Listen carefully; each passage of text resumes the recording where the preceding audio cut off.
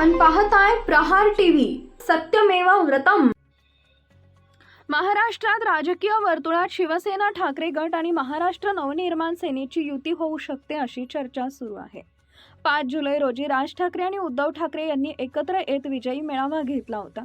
जवळपास 20 वर्षांनी दोन्ही ठाकरे बंधू एकाच व्यासपीठावर आले होते।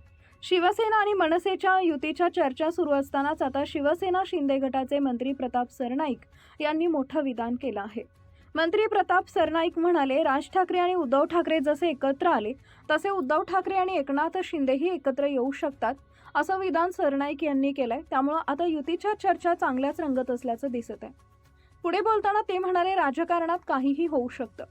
येत्या काळात उद्धव ठाकरे आणि एकनाथ शिंदेही एकत्र येऊ शकतात। दरम्यान सध्या आमदारांचे वादग्रस्त व्हिडिओ समोर येत आहेत, त्यावर देखील प्रताप सरनाईक यांनी प्रतिक्रिया दिली आहे। ते म्हणाले, आमच्या पक्षातील आमदारांकडून काही विधानं करण्यात आले, त्यामुळे एकनाथ शिंदे नाराज होते। शिंदेंनी आमदारांना सक्त सूचना देखील दिल्या आहेत। आमच्याच आमदारांच्या तक्रारी आहेत असं नाही, सगळ्या पक्षातील आमदार बोलतात। उद्धव ठाकरे यांनी शिंदे गटावर चांगलाच हल्लाबोल केला होता। जादूटोणा करून आमदार निवडून आले असं त्यांनी म्हटलं होतं।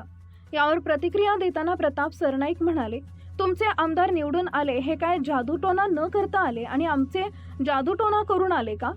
तुमचे लोकसभेला खासदार जादूटोणा करूनच निवडून आले होते का?